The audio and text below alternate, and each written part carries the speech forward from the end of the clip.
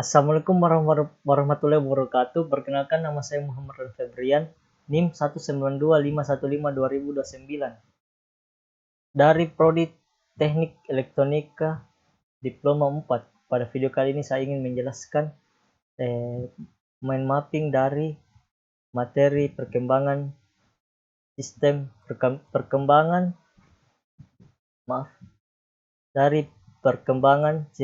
teknologi sistem komunikasi bergerak. Oke, saya singkat saja karena waktunya terbatas. Dari pertama, teknologi 1G. Generasi pertama atau 1G merupakan teknologi handphone yang menggunakan sistem analog. Generasi pertama ini menggunakan teknik komunikasi yang disebut Frequency Division Multiple Access atau FDMA. Teknik ini memungkinkan untuk membagi-bagi alokasi frekuensi pada suatu sel untuk digunakan masing-masing pelanggan di sel tersebut, sehingga setiap pelanggan saat melakukan pembicaraan memiliki frekuensi tersendiri. Berikutnya jenis-jenis. Pertama, Advanced Mobile Phone Service. Kedua, saya bacakan singkat saja. Sistem analog seluler AMPS sistem terus terlibat untuk mengizinkan fitur yang lebih canggih seperti bertambahnya waktu standby time yang berpita pendek, radio channels, dan anti-fraud authentication procedures. Yang kedua, Nordic Mobile Telephony, yaitu Nordic Mobile Telephony atau disingkat NMT adalah salah satu jenis sistem telepon seluler yang beroperasi mulai tahun 1981. Yang berikutnya, HICAP adalah atau HACCP adalah teknologi seluler yang dikembangkan oleh Nippon Telegraph and Telephone sebagai alternatif berkapasitas lebih tinggi untuk solusi seluler entity mereka. Berikutnya adalah kelebihan dari teknologi 1G. Kemampuan teknologi 1G ini hanya bisa melayani komunikasi suara saja, tidak dapat melayani komunikasi data dalam kecepatan tinggi dan besar. Kekurangannya itu penggunaan teknologi analog pada generasi pertama menyebabkan banyak keterbatasan yang dimiliki seperti kapasitas trafik yang kecil. Kita beralih ke teknologi 2G. 2G merupakan jaringan telekomunikasi seluler yang diluncurkan secara komersial pada jaringan GSM standar di Finlandia oleh Radioliiga, sekarang bagian dari Elisa pada tahun 1981. Selain melayani komunikasi suara, 2G juga dapat melayani komunikasi teks, yakni SMS. Berikutnya jenis-jenis dari teknologi 2G. Pertama, Time Division Multiple Access.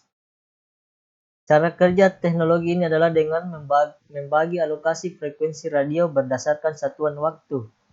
Teknologi TDMI dapat melayani 3 sesi penelponan sekaligus dengan melakukan pengulangan pada irisan-irisan satuan waktu dalam channel radio.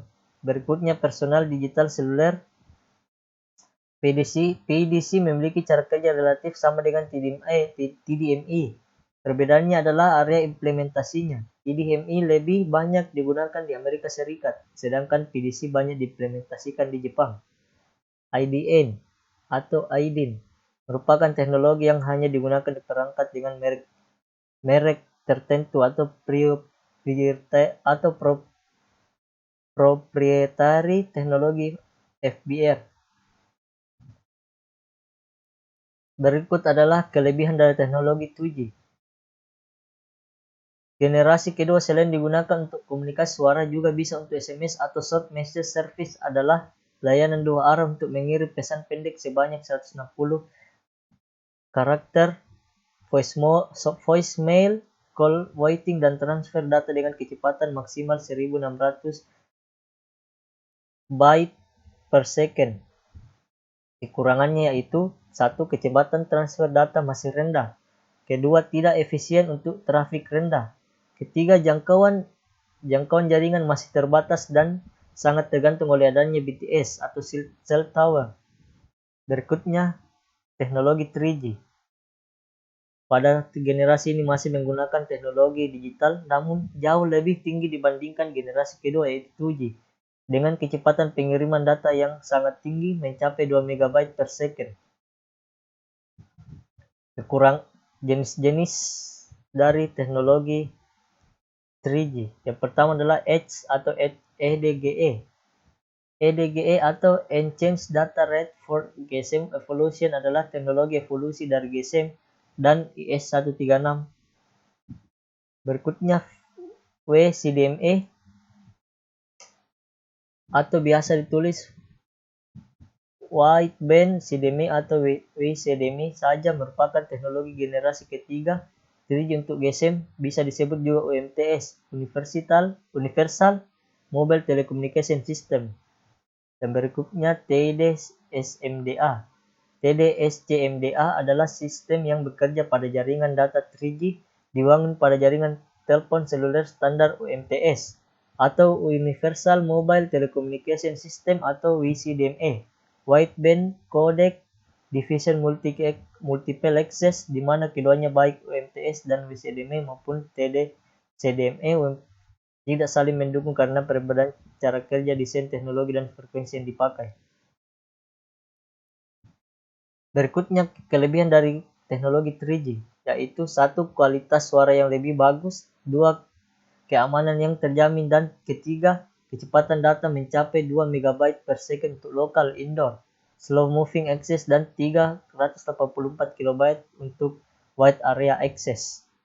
Kurangannya itu 1. Membutuhkan investasi yang tidak sedikit untuk membangun jaringan 3G ini di berbagai tempat.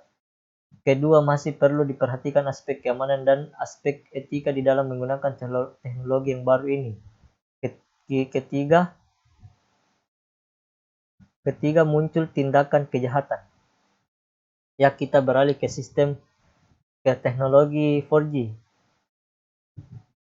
Sistem 4G akan dapat menyediakan solusi IP yang komprehensif di mana suara, data, dan arus multimedia dapat sampai kepada pengguna kapan saja dan di mana saja, pada rata-rata data lebih tinggi dari generasi sebelumnya. Jenis-jenis dari teknologi 4G yaitu 4G LTE FDD. Untuk jaringan 4G LTE FDD, frekuensi yang digunakan berada pada angka antara 800 MHz dan 1800 MHz. Yang berikutnya 4G LTE TDD. Jenis adalah 4G LTE TDD sendiri adalah singkatan dari Time Division Duplex. Perbedaan dengan jaringan FDD terletak pada frekuensi yang digunakannya. TDD menggunakan frekuensi 2300 MHz atau lebih tinggi dari FDD. Yang berikutnya adalah 4G LTE Advanced. Jaringan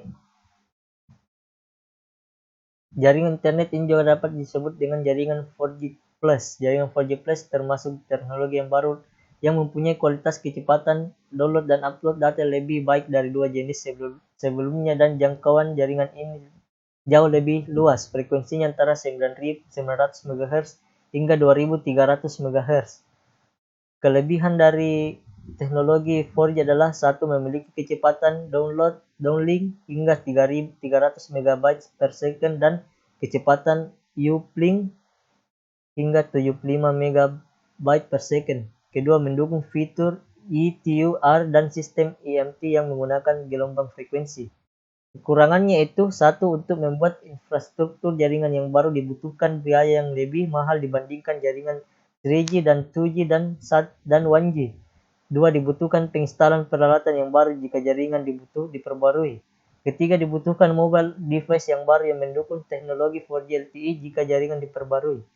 Keempat, dibutuhkan antena tambahan untuk transmisi data karena jaringan 4G LTE menggunakan multiple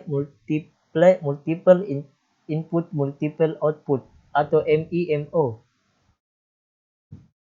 Ya, sekian dari penjelasan dari materi perkembangan teknologi sistem komunikasi bergerak.